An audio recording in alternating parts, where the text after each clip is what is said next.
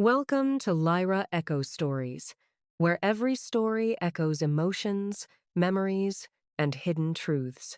Step in and feel the echo of every tale.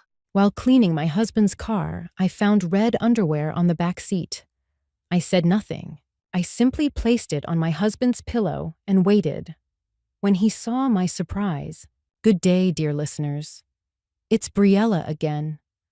I'm glad you're here with me. Please like this video and listen to my story till the end, and let me know which city you're listening from. That way I can see how far my story has traveled.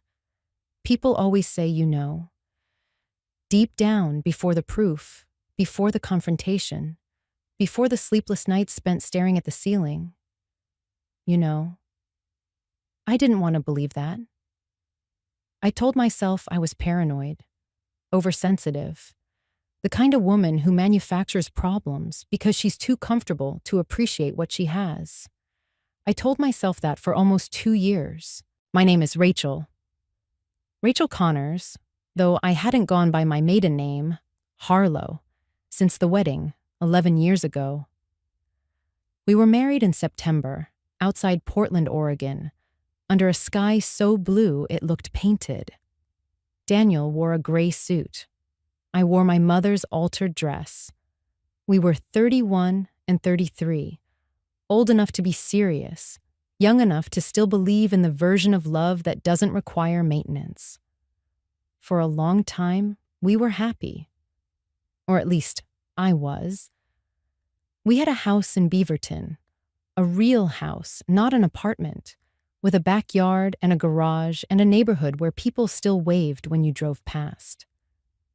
Daniel worked in commercial real estate. I managed operations for a mid-sized logistics company. We didn't have children, which had been a mutual decision that slowly, without either of us announcing it, had stopped being mutual. I still felt the weight of that unspoken shift sometimes, usually late at night, but I had learned to carry it quietly. The first sign came 18 months before I found the underwear. Daniel started working late, not occasionally, consistently. 3 nights a week, then 4.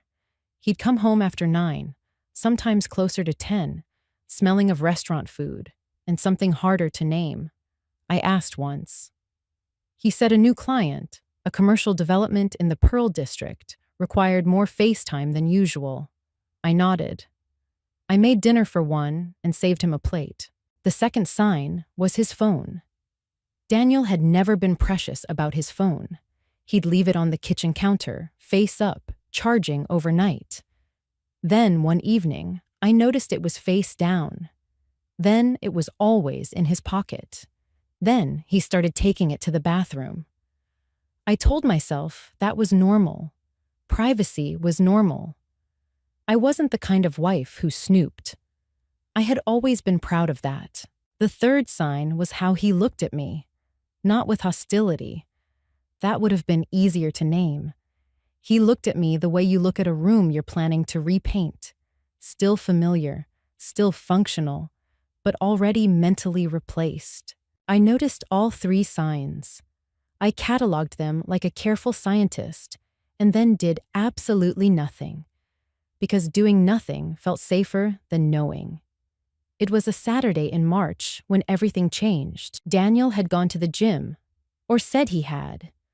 I decided to clean out his car, a black Audi A6 he'd bought 2 years ago, and treated with more tenderness than he'd shown me in months. I wanted to do something useful, something physical.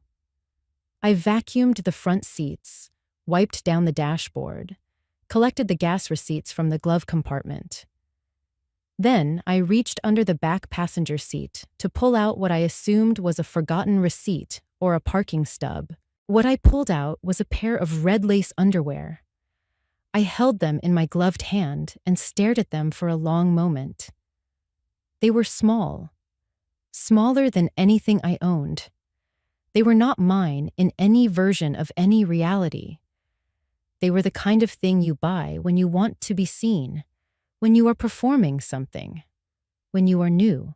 I stood in my driveway, in the pale Oregon March light, holding another woman's underwear, and felt the floor of my life open beneath my feet. I didn't cry.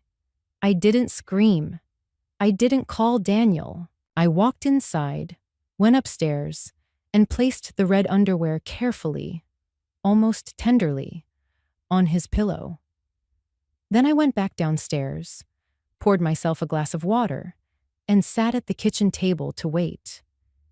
Because here is what I had decided.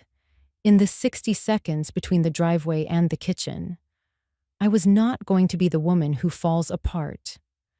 I was going to be the woman who finds out exactly what she's dealing with before she makes a single move. I sat there completely still, and I waited.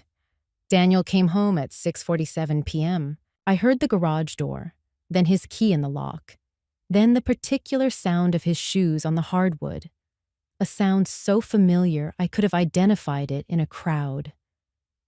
I stayed at the kitchen table. I had moved to the couch by then, with a book open in my lap that I hadn't read a single word of. He called my name from the hallway. "Rach, you home?"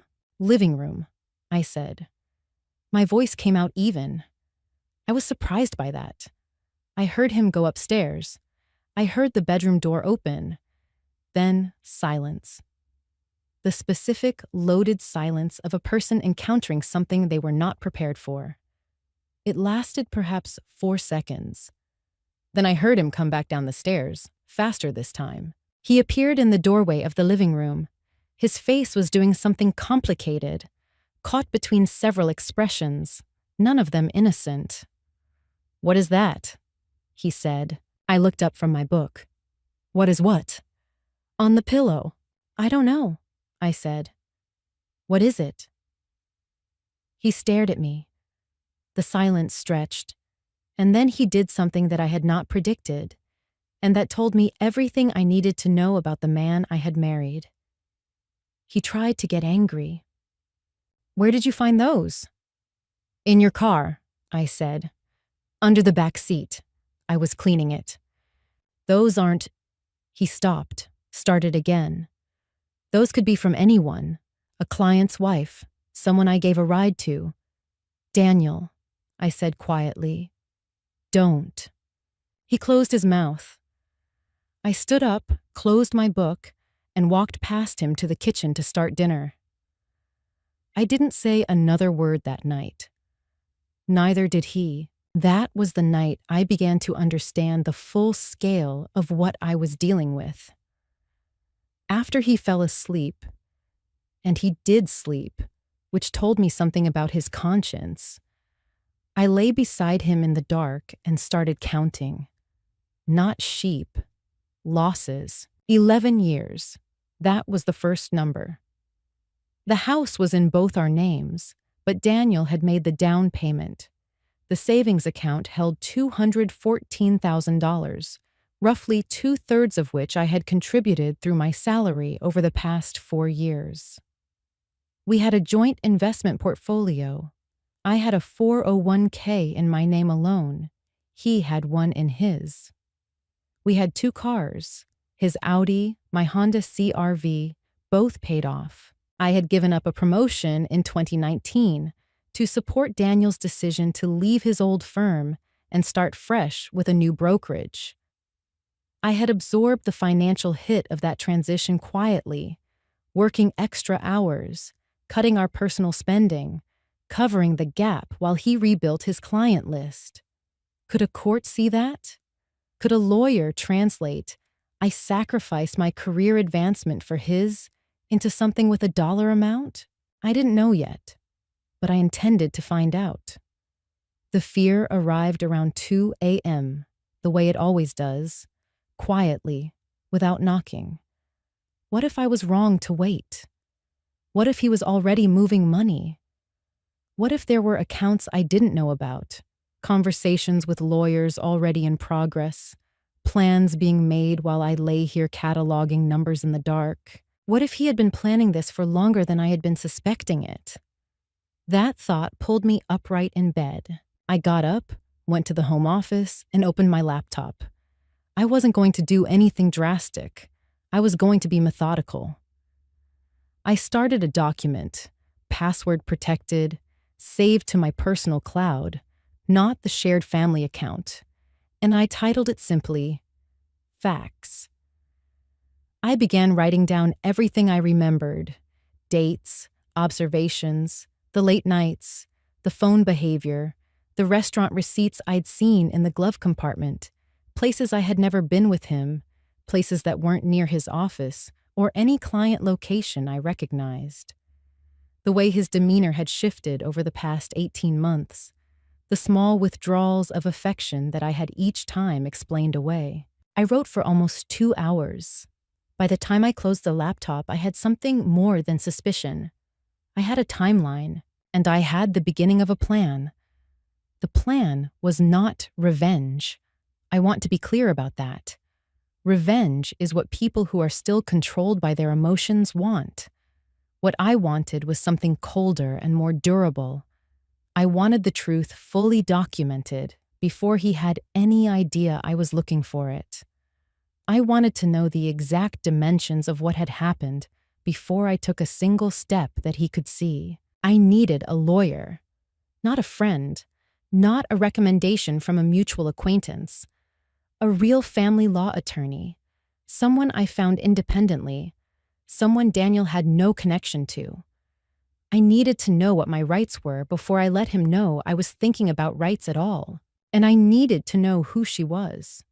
Not out of obsession, out of strategy, because if she was involved in something with financial implications, if he had spent marital money on her, if there were gifts, trips, expenses, that changed the legal calculation entirely. I went back to bed just before 4 a.m. Daniel was still asleep, one arm thrown over my empty side of the mattress, as if reaching for me even in unconsciousness. I looked at him for a moment, then I pulled the covers back and lay down carefully, making sure not to wake him. I needed him to think everything was normal. For a little while longer, I needed to be invisible. I made the appointment on a Monday from my office, using my personal cell phone with the door closed. I had found the attorney through a method I'd researched carefully. I looked up the Oregon State Bar's referral directory, filtered for family law specialists with more than 15 years of experience, and chose a woman named Patricia Okafor, whose online reviews described her as methodical, unflappable, and someone who doesn't let opposing counsel run the room. Those were the three qualities I needed. Her office was in Southwest Portland, 40 minutes from my workplace, which meant no chance of running into anyone Daniel knew. I told my assistant I had a dental appointment. I drove there on a Tuesday lunch break, parked 2 blocks away out of habit, and walked in carrying nothing but my phone and the printed timeline I had quietly assembled over the past week. Patricia Okafor was in her early 50s, with reading glasses on a beaded chain, and the unhurried manner of someone who had heard every version of this story and remained unbothered by all of them. She let me talk without interrupting. When I finished, she looked at my timeline for a long moment. "You haven't confronted him," she said. "No." "Good," she said. "Don't." She explained the landscape clearly, without softening it. Oregon is an equitable distribution state, not a community property state, which meant assets would be divided fairly, not necessarily equally, based on a range of factors, including each spouse's contribution, earning capacity, and the length of the marriage. My salary contributions to the savings account were documentable and would be considered. The career sacrifice in 2019 could be argued, though it would require supporting evidence.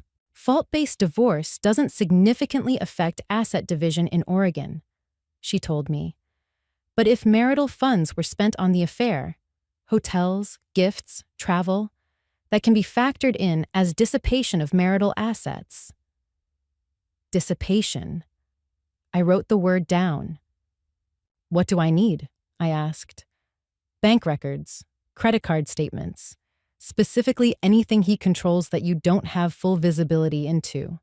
Do you have access to his personal accounts? I have the login for our joint account. He has a personal checking account. I don't have the password, but I know the bank. Don't access anything you're not authorized to access, she said firmly. That can backfire. But if statements arrive by mail, you're entitled to see them. Has he gone paperless? I didn't know. I realized I had stopped paying attention to the mail. That afternoon, I started paying attention to the mail. It took 4 days. On Friday of that week, a credit card statement arrived. A Visa card I had known about in theory, but hadn't seen in over a year because Daniel handled it. He had told me it was a business card, used for client entertainment, expensed through his firm. I had never questioned it. I opened it at the kitchen table before he came home. The statement covered the previous 2 months. I went through it line by line. There were restaurant charges, not the kind that appeared on joint statements, not the Applebee's or the Thai place near the office. These were places with names I recognized from the food sections of Portland magazines. Dinners for 2, judging by the amounts. I sat very still. Then I found the hotel charge. The Heathman Hotel, Portland. A 2-night stay, $487. The dates fell on a weekend in February when Daniel had told me he was at a conference in Seattle. I went back to my phone and pulled up the email he had forwarded me, the conference registration confirmation. I had never had reason to doubt it. I looked at it now with entirely different eyes. The conference was real. I Googled it. It had taken place in Seattle, February 14th through 16th. But the hotel charge was for February 14th and 15th. The Heathman Hotel is not in Seattle. The Heathman Hotel is in downtown Portland, less than 9 miles from our house. He had stayed in a hotel 9 miles from our house on Valentine's weekend and told me he was in another city. I set the statement down on the table. My hands were completely steady. That surprised me more than the charge itself. This was the moment I understood that what I'd had was suspicion. What I had now was proof. I photographed every page of the statement with my phone, uploaded the images to my private cloud folder, and placed the statement back in the envelope. I set it on the kitchen counter in the spot where we left mail. When Daniel came home that evening, he picked it up without a word, glanced at it, and took it upstairs to his office. I watched him go. He had no idea that I had already seen it. He had no idea that I had spent the afternoon texting Patricia Okafor's paralegal with photographs. He had no idea that the comfortable fiction he had been living inside, the fiction where I was trusting and domestic and unaware, was already over. I made pasta for dinner. We ate together. He told me about a property showing that had gone well. I asked follow-up questions.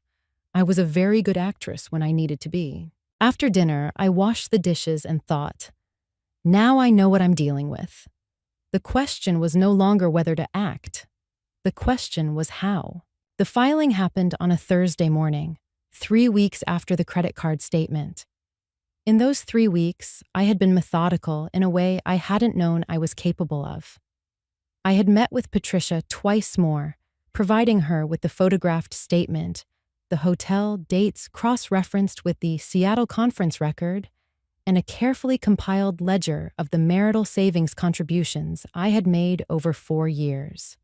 I had also, at Patricia's specific instruction, opened a personal checking account in my name alone at a different bank, and quietly arranged for my direct deposit to redirect there at the end of the month.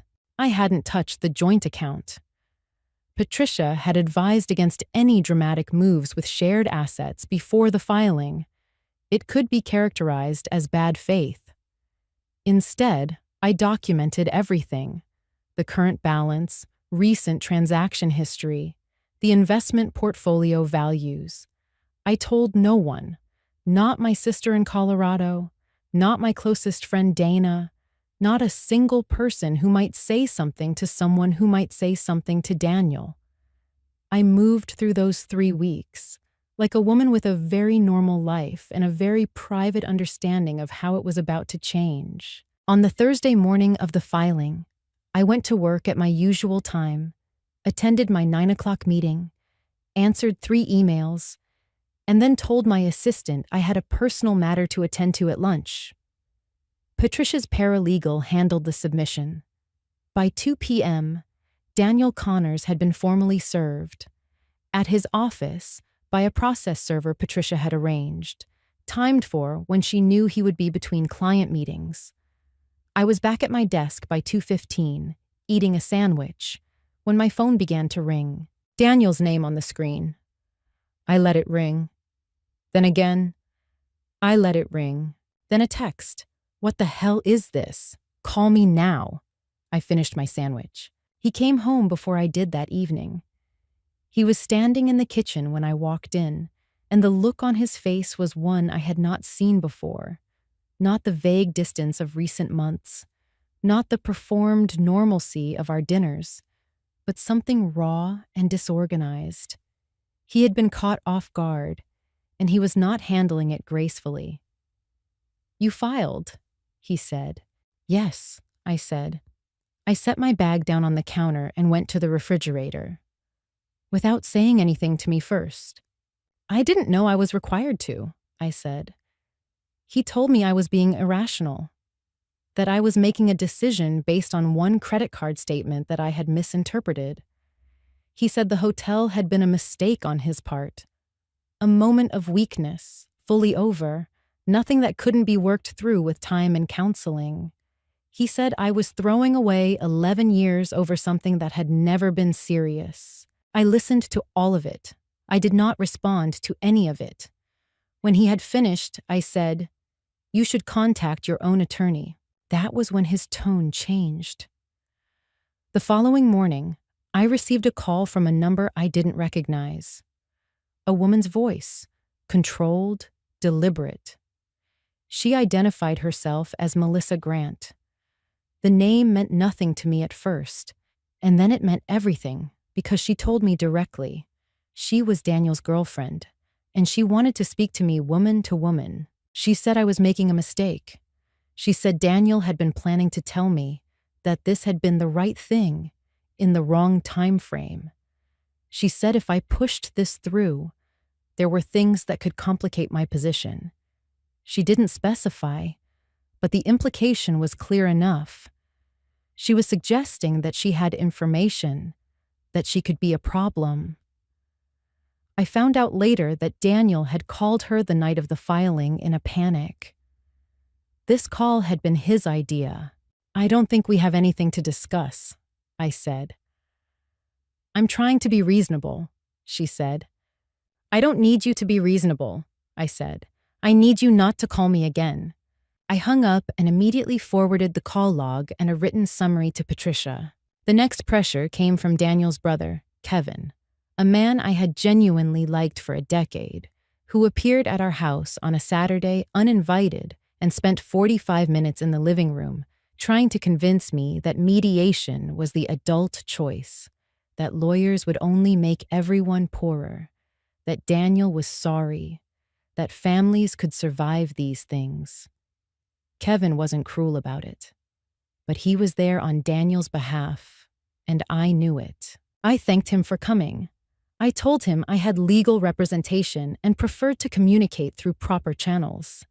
I walked him to the door. After Kevin left, I sat on the back porch for a long time, looking at the yard. The garden I had planted 2 summers ago was starting to come in. The early bulbs, the ones that don't wait for permission. I was holding up, but I was tired in a way that had nothing to do with sleep. Patricia, when I updated her on Monday, told me what I already half knew. This level of early pressure, the girlfriend's call, the family intermediary, was actually a tactical indicator. It meant Daniel had spoken to his own attorney and had been told his position was weak. Scared people push back loudly. Take the weekend, Patricia said. You've done everything correctly. The machine is running now. Let it run. I booked 3 nights at a small inn on the Oregon coast, a place Daniel had never been, that existed entirely outside our shared life. I brought my journal, 2 books, and a bottle of good wine. I walked on the beach in the morning when the fog was still in. I sat by the window in the evenings and let the sound of the water do whatever sound does when you finally let yourself be still. I thought about the woman I had been in March, cleaning out that car, pulling something out from under the seat with her gloved hand. I thought about how far she had already come. I came back from the coast on a Tuesday afternoon, and the house felt different when I walked in. Not worse, exactly, but clearly provisional. A space in transition. Daniel had moved some of his things to the guest room by mutual unspoken agreement in the days before I left. The bedroom was mine alone now, and I found I slept better in it than I had in years. There was a card on the kitchen counter, his handwriting on the envelope, Rach. I left it there for 2 days before I opened it. Inside was a letter. 2 pages, handwritten, the kind of effort that in another time might have moved me. He wrote that he had been stupid, that he had been selfish, that Melissa had been a distraction, a mistake, something that had never touched what he felt for me. He wrote that he still believed we had something worth preserving, if I was willing to consider it. He wrote that he had asked his lawyer to pause any aggressive positioning while he made this appeal directly to me. He had even included at the bottom a suggestion. A couples counselor, someone a mutual friend had recommended, someone he had already called. I read the letter twice. I sat with it. Then I scanned it and sent it to Patricia. Was I tempted? People ask that later. The honest answer is, there was a version of me, a few months earlier, who would have been. There was a version of me who would have read that letter at the kitchen table and cried and started wondering if the whole thing had been a temporary madness, if the marriage was still retrievable, if forgiveness was the stronger choice. But I was no longer that version. What I felt reading the letter was not temptation. It was recognition. I recognized the structure of the appeal, the staged remorse, the strategic pause, the appeal to our history, the offering of a path back that framed me as the one holding the door closed. I had, in the weeks prior, read enough about the psychology of these situations to recognize the pattern. This was not transformation. This was negotiation dressed as emotion. I didn't respond to the letter. 2 days later, Melissa called again from a different number. This time, she was not controlled. She told me I was being vindictive, that I had clearly never been the right woman for Daniel if I couldn't survive a mistake, that I was going to end up alone while she and Daniel built something real. I said nothing and ended the call. I noted the new number and sent it to Patricia. What Melissa didn't understand, what I think neither of them understood, was that their pressure confirmed what Patricia had already told me. The louder they pushed, the clearer it became that the legal ground beneath Daniel was unsteady. The hotel charge alone was documentable dissipation of marital assets. Patricia had also uncovered, through the discovery process we had initiated, that Daniel had made 3 cash withdrawals in the weeks following the Valentine's weekend. Amounts small enough to avoid automatic flags, but notable in pattern. They were scared, and scared people, in my experience, do not make good strategists. Meanwhile, I had begun to do something I had denied myself for months. I started talking to people. My sister Claire, who lived in Denver, had been the first. I called her the week I returned from the coast. We talked for 3 hours. She cried. I didn't, which surprised us both. She told me she had always felt something was off with Daniel, not dramatically, just a subtle quality of self-centeredness she had never quite voiced. I let her say it. It helped to have someone else say it. Then Dana Whitfield, had been my closest friend since graduate school. We'd had lunch twice a month for 8 years, and somehow over the past 18 months, those lunches had thinned out. I realize now that I had been withdrawing from her, not consciously, but because being around Dana's sharp-eyed warmth made it harder to pretend everything was fine. She had noticed the withdrawal. When I finally told her the full story over a 3-hour dinner at her kitchen table, she sat very quietly for a moment and then said, "I've been waiting for you to tell me something." "Was it that obvious?" I asked. "Not obvious," she said, "just present." Dana had gone through her own divorce 4 years earlier. She didn't offer advice I hadn't asked for. What she offered was better. She gave me the name of a therapist she had seen during her own process, a woman named Dr. Susan Park, and she told me that processing this alone would eventually cost more than it saved.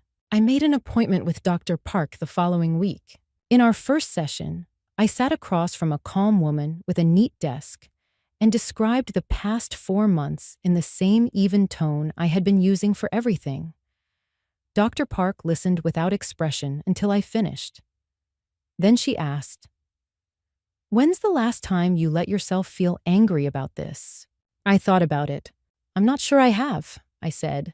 "Why not?" I looked at the window. Outside, Portland's early summer was beginning. The pale green of new leaves, the light that finally had some warmth in it. "Because I was afraid if I started," I said slowly, "I wouldn't be able to stop, and I needed to stay sharp." Dr. Park nodded.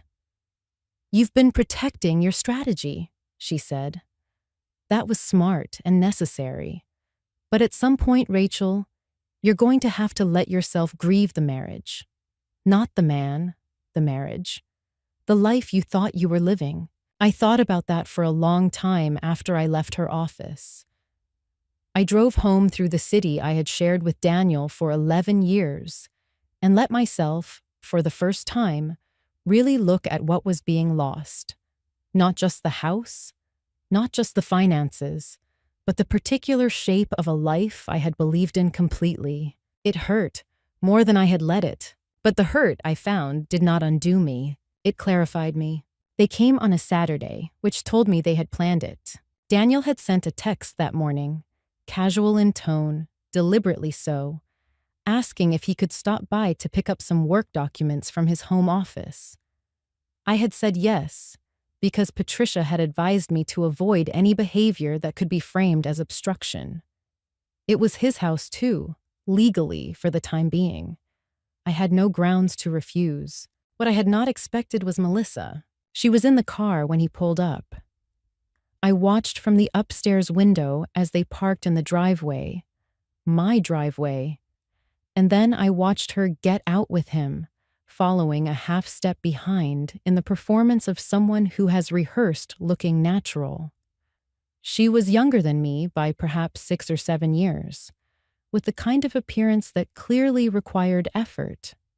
She was carrying a small paper bag from a bakery downtown. She had brought pastries to my house. I went downstairs and opened the front door before they could knock. "Rachel," Daniel said, his voice set to a register I recognized from boardroom negotiations. Warm, reasonable, the tone of a man who wants you to believe he has nothing to gain. "I hope it's okay. Melissa wanted to—" "I know what Melissa wanted," I said. I looked at her directly. "You can wait in the car." A pause. The corner of her mouth tightened. "I actually think it might help if we all—" she started. "This is my house," I said. "You can wait in the car or you can both leave." Daniel touched her arm. Some silent communication passed between them. She stepped back but didn't return to the car. Instead, she moved to the far edge of the driveway, set the bakery bag on the hood, and took out her phone, performing indifference. Daniel came inside. He didn't go to his office. He followed me to the kitchen, which I had expected. He accepted the glass of water I offered, which was not hospitality, but practicality. It gave him something to do with his hands. "I need to ask you something," he said. "You can ask. Is there any version of this where we don't do it this way?" He set the glass down. "I mean the lawyers, the process, all of it. Is there any version where we sit down like two people who spent 11 years together and work something out ourselves?" "We could have worked something out ourselves before you spent Valentine's weekend at the Heath Man with another woman," I said pleasantly. "That window is closed." His expression shifted. Something behind the reasonableness flickered. "That statement," he said carefully, "is not what you think it is. There are things about that period I haven't explained yet." "Then explain them to Patricia." "Rachel." His voice dropped, took on a different texture, the texture of intimacy used as a tool. "You know me. You've known me for 15 years. Does this really seem like who I am?"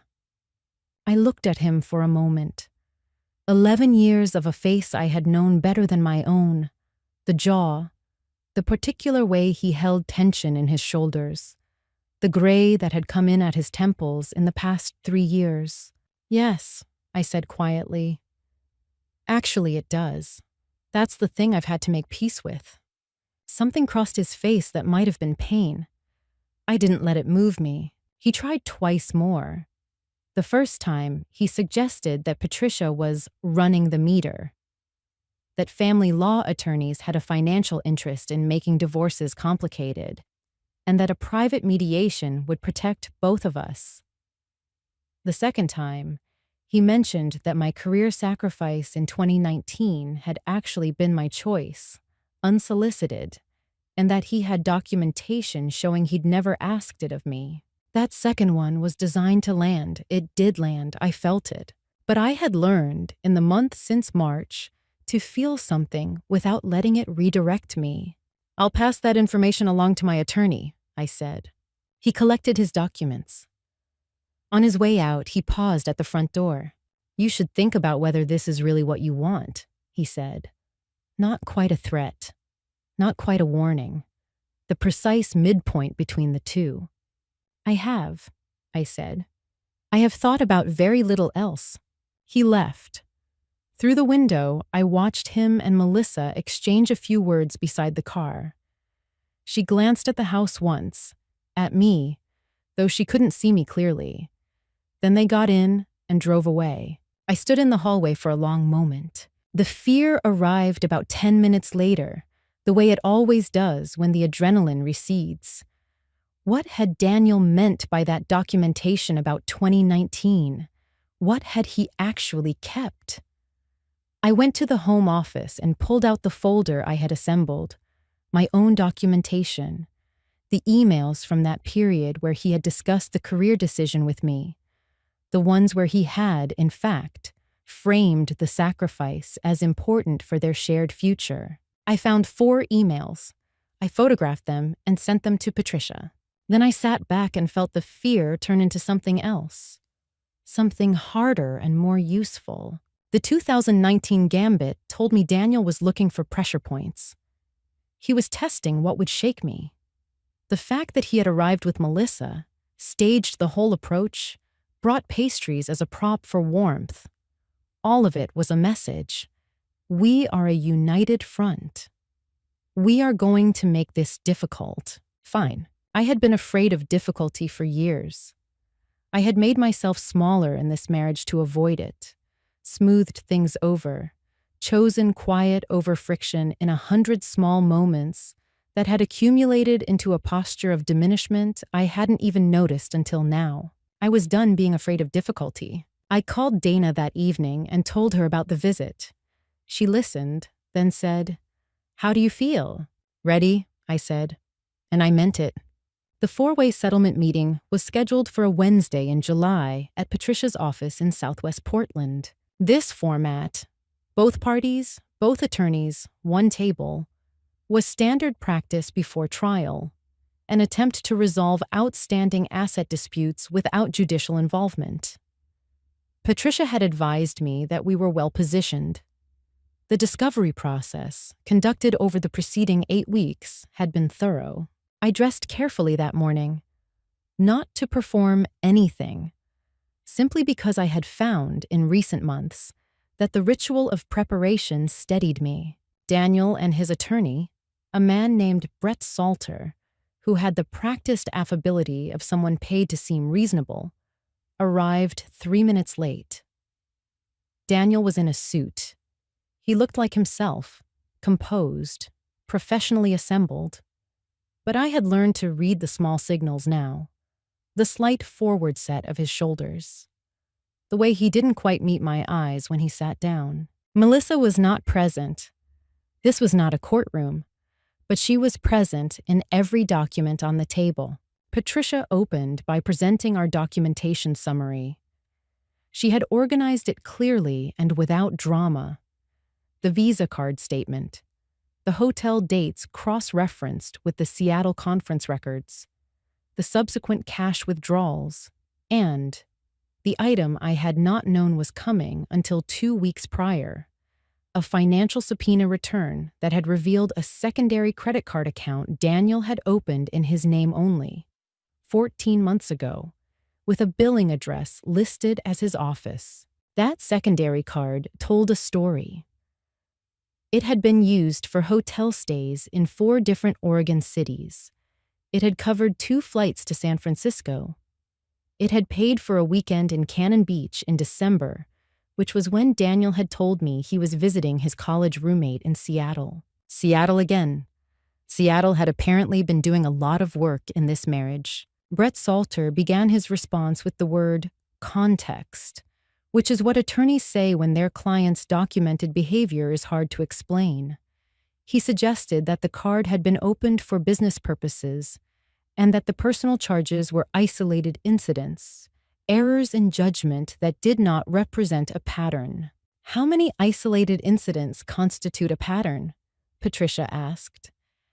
She said it with the mild curiosity of someone genuinely interested in the answer. Brett shifted.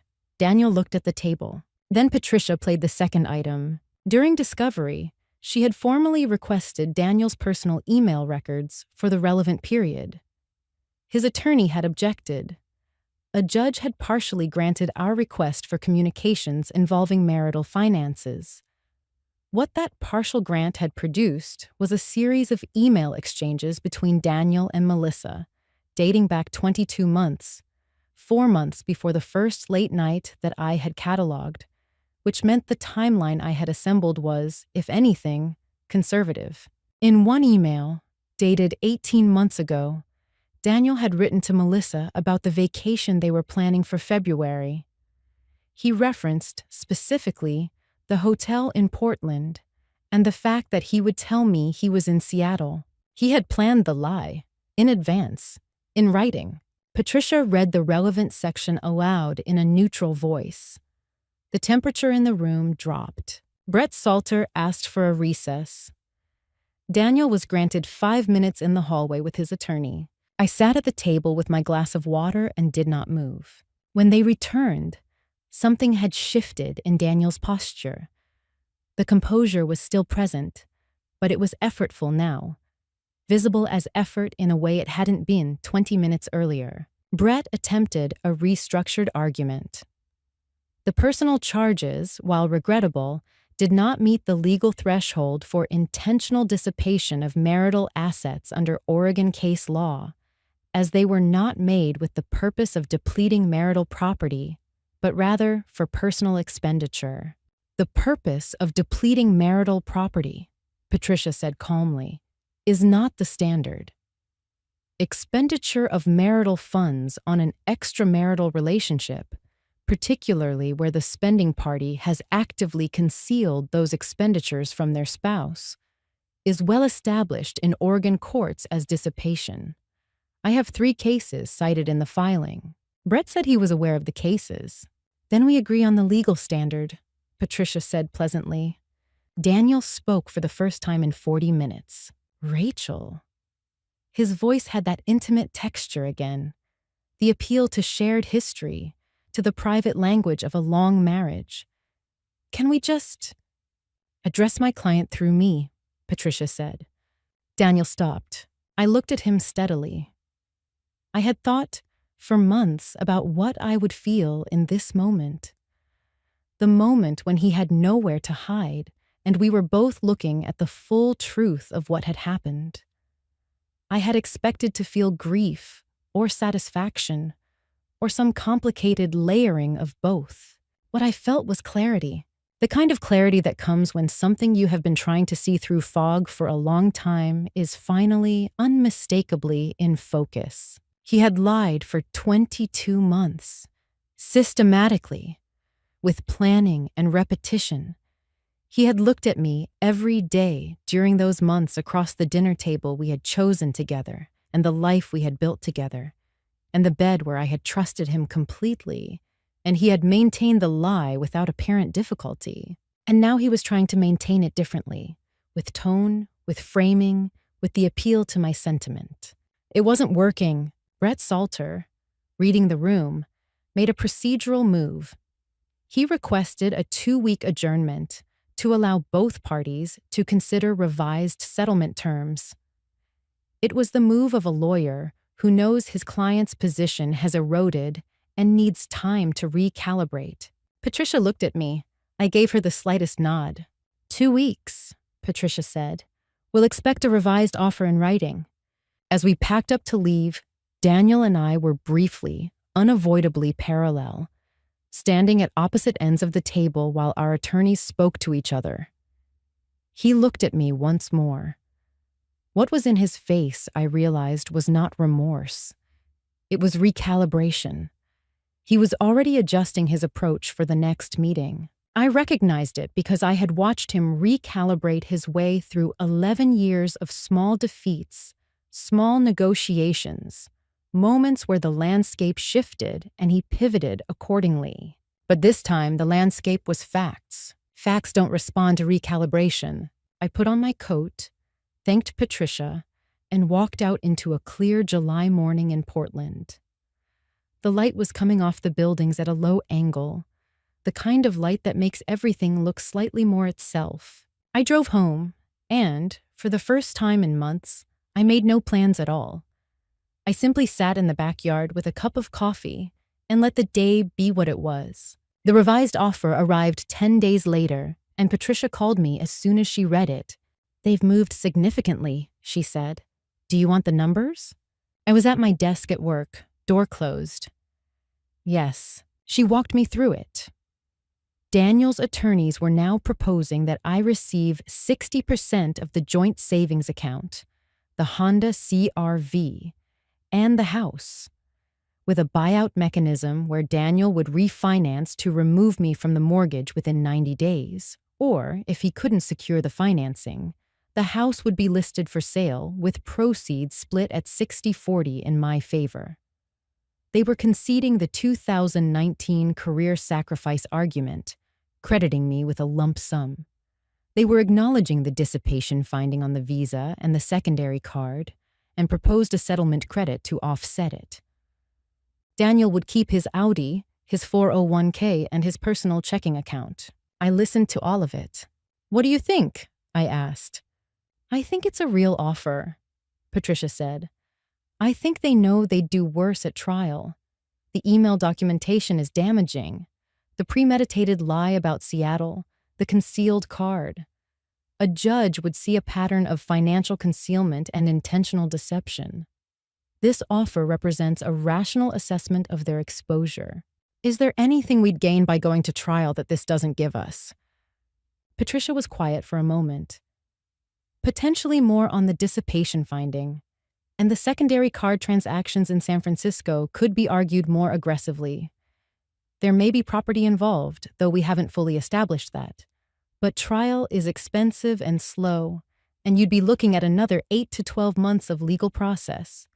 This offer gives you certainty. I thought about it for 24 hours. Then I called Patricia and told her to counter. Not dramatically, not out of aggression, but precisely. I wanted the house to sell rather than be bought out, because I didn't want a property that Daniel had refinanced as his own, and then potentially defaulted on, coming back to touch my credit during the transition period. I wanted the buyout timeline shortened to 60 days.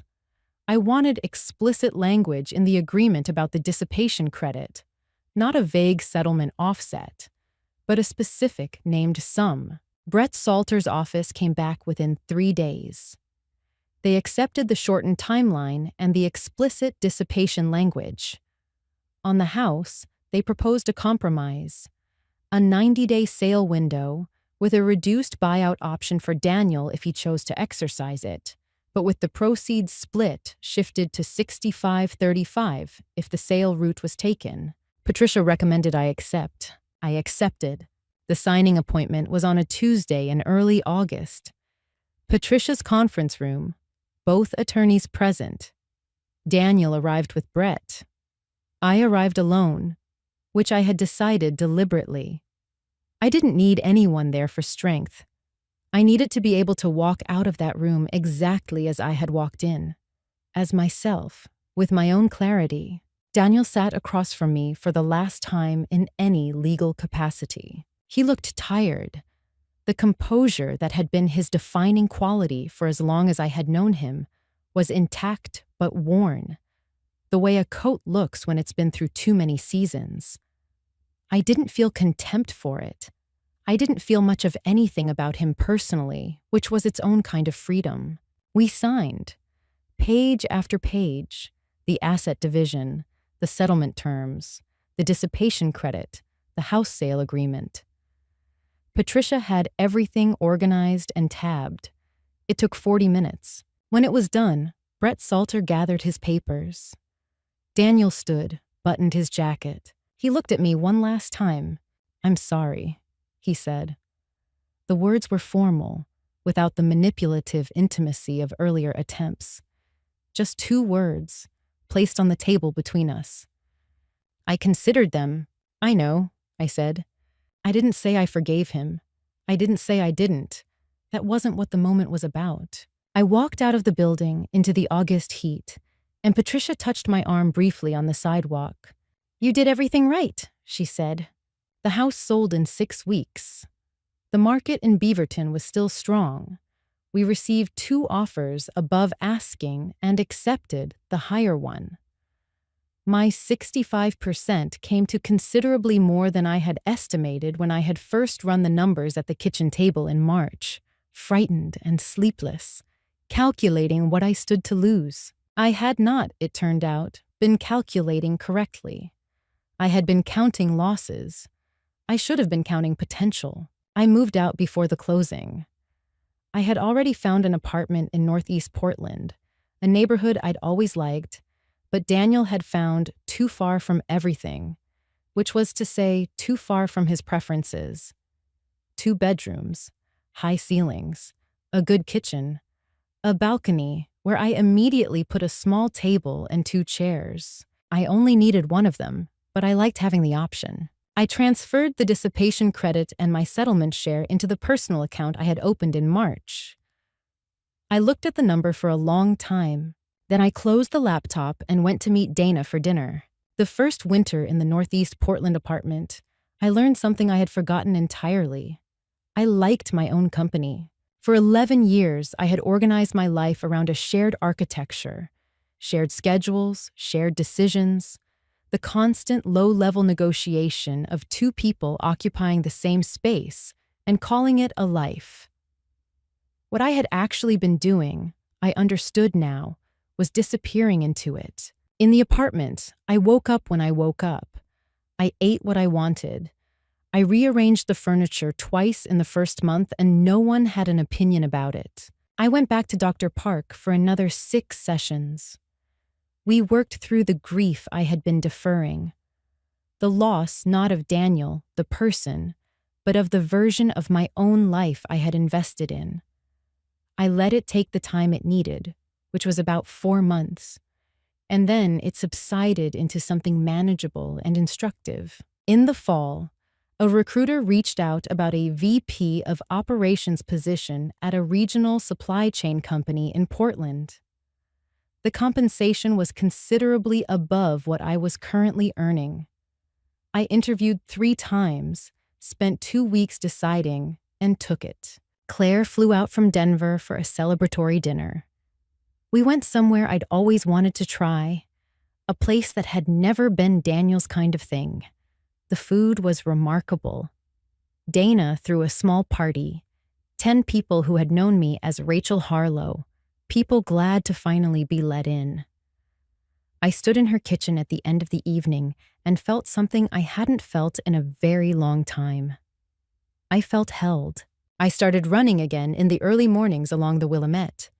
It was mine, all mine. I heard about Daniel in fragments, without seeking them. He and Melissa had moved in together and lasted 8 months before she ended it. She had wanted marriage quickly. He had wanted time. The clandestine quality that had defined them hadn't survived ordinary life. He moved to a condo in the Pearl District. A major development deal fell through. He was still functional, but the trajectory he'd assumed was flatter than he'd planned. Melissa left Portland altogether. Sacramento, not thriving by the account that reached me. I didn't feel triumphant. Triumph requires an opponent, and I had stopped thinking of Daniel as one the day I signed the papers. What I had feelings about was my own life. In the spring, a full year after the March morning in the driveway, I went back to the coast. I walked on the beach. I sat by the window in the evenings. I thought about the woman who had stood in her driveway holding a stranger's underwear and felt the floor open beneath her feet. She hadn't known in that moment that the floor opening was not a collapse. It was a door. I had walked through it. I didn't save my marriage. I saved myself. And it turned out those were different operations requiring entirely different tools. If you ever stand in a driveway holding proof of something you didn't want to know, here is what I learned. Don't react. Prepare. Document. Find the right people. Stay quiet longer than feels possible. The silence is not weakness. The silence is the work. What would you have done in my place? I genuinely want to know. Leave it in the comments. Thank you for listening to this story. It mattered to me to tell it. Thank you for being part of Lyra Echo Stories. If this story stayed with you, don't forget to like, subscribe, and share, because every echo never truly fades.